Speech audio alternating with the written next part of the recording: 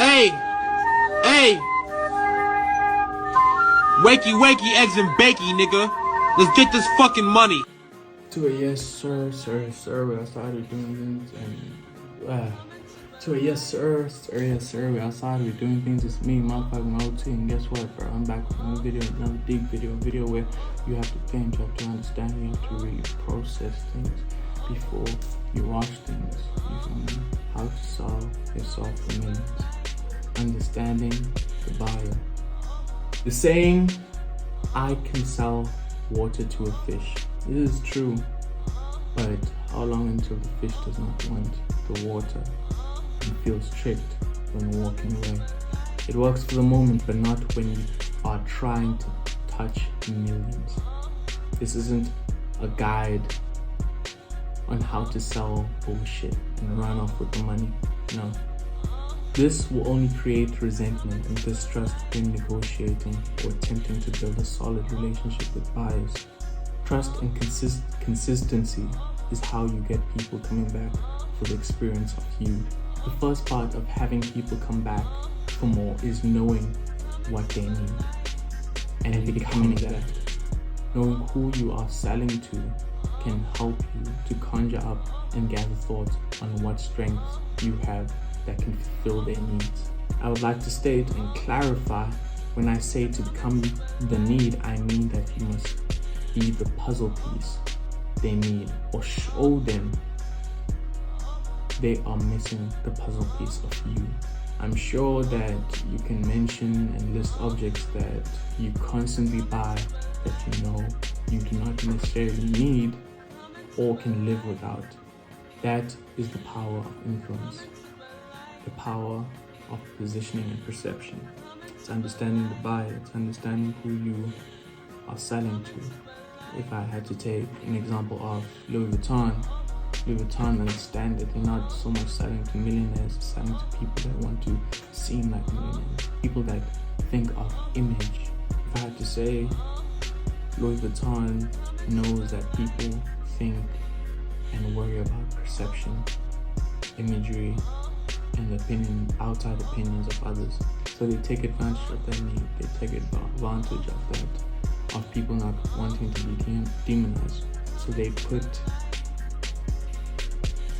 this whole entire persona that if you buy this merchandise, if you buy and use Louis Vuitton, then you are above average, you are at millionaire status, or you are different from other people. You are accepted, not only accepted, but high ranking if you wear and use Louis Vuitton. Louis Vuitton understands the buyer. I'm not gonna say they do character analysis and this, that, and that, but you need to understand and study who you're selling your product to. You need to understand what they need, where their strengths and liabilities lie, so you can fulfill that weakness, that liability, so you can be like, okay, cool. You have a great business, but your sales are low. You have a great business, but people aren't really connecting with the product. People aren't really getting the message that you're trying to sell. You as, let's say, a salesman, you say as a marketer, you as a CEO, as a creative director can come in to this spot and show them that I understand your business and what it is aiming to be and aiming to do. And I will help you accomplish your goals. I will help you to hit that aim, to hit that goal, to hit that bullseye. I'm the right candidate. I am the perfect candidate because I understand what you need and I'm going to do what you need. I'm going to fulfill what you need. I understand what you need. I am all that you need to accomplish exactly what you need to do. I'm not gonna come along and bullshit and say, can I please get a job? I'll do what I can. No, I'm gonna do what you need me to do because you need me to do it. can say go ahead and say all of that word for word, but you need to be able to have that kind of energy. It's knowing that you have a need, I understand that you have a need, or you have a weakness, I will fill in that weakness. I will take care of that weakness. I will take away that weakness with what I do and who I am. I am the perfect person that will get rid of that weakness. And that's how you become need. That's how you become so important to the business. That's how they start paying you more just to stay, because you do so much for the job, do so much for the business. It's understanding that if I had to come along and say, hey, I know what you need, I am what you need. Take an example. Your sales are low, or that's perfectly fine. I'll walk in and be like, I am the perfect candidate. I know how to sell to people. I know how to give people this sense of urgency that if they don't buy this, they won't get it anywhere else, or they won't get it again. They won't get this opportunity again. It's like putting a fire under people's asses. It all ties in with the lesson from before of understanding yourself. Once you understand yourself, you understand what you bring to the table. Once you understand yourself, then you can walk into understanding the buyer and how those puzzles fit. I'm not going to say manipulate, I'm not going to say do this like that, because you can use this in normal interaction. I'm not here to say manipulate people and get them to depend on you because of it. No, you can, but don't. I'm against manipulation, but you can't go in there with feelings and personal, and no, you can't be out here talking about your dead cousin, understanding that you have to be out here talking about things that's subjective. I'm here to talk business, I'm here to talk money, I'm here to talk, okay, financial, how to push this business forward. I'm not here to be a liability, another someone that you're gonna have to shout at to get to work in. No, I'm here to do my job. I'm here to do what I have to do so that all of us can eat, so all of us can be pushing forward, so all of us can move towards the goal that we have set ahead of us. Understanding the buyer. The saying, I can sell water to a fish, is true. But how long until the fish does not want the water and feels tricked when walking away? It works for the moment, but not when you are trying to touch millions. Because it keeps people going. If you're genuine, if you understand yourself and what you're selling, rather than lying and this and the third, people will come back. People will understand. I think that's when people are so afraid of losing their jobs and things like that, because they know they got in just by the nick of it. They got in off the strength of other shit that they don't have, shit that they are not, because they have to stand behind shit that's not them. If it is them and who they are, and they understand what the buyer understood what they got themselves into, they're going to come back for more, because it's who you are and how you move in. It's standing by you. It's standing on you. If all else fails, if I lost everything, everything burnt down in the sand, but who else do you have other than your family? You have only you, my friend.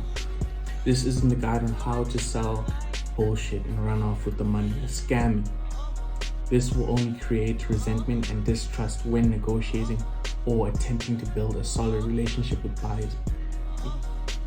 If you want people to keep coming back or subscribe to really touch millions, to really touch large money, that is when you know what you're selling and they know what they are buying. It's being transparent. It's knowing what they are getting themselves into. It's knowing what you are getting them into, and being completely clear from the get-go. This is how it is. If you don't want it, okay, that's perfectly fine. That's another thing. You might be able to walk away.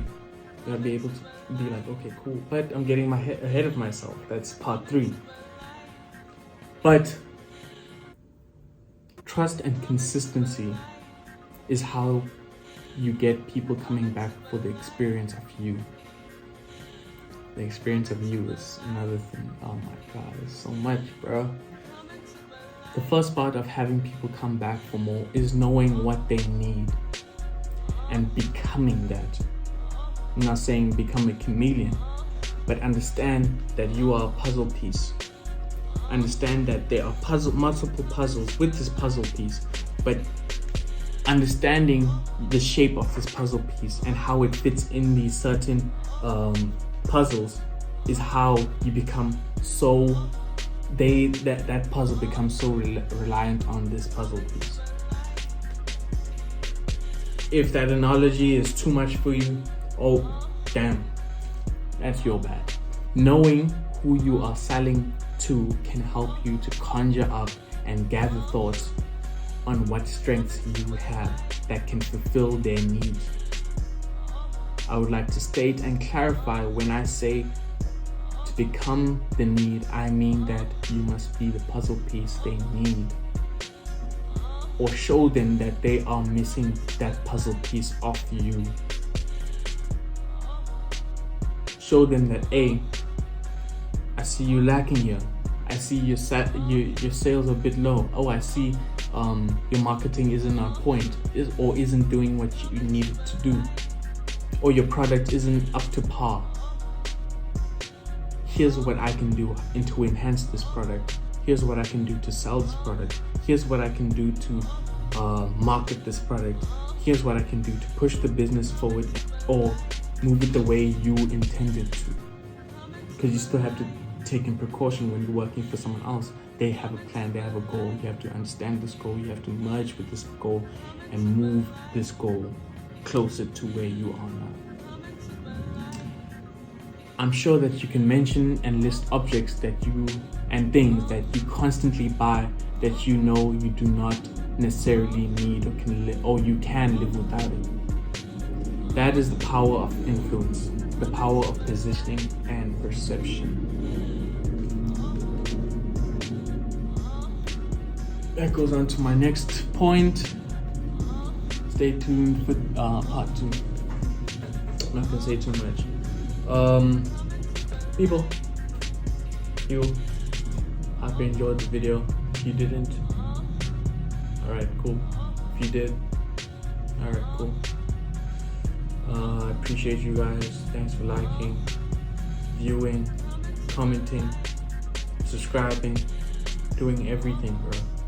I appreciate you, and God bless.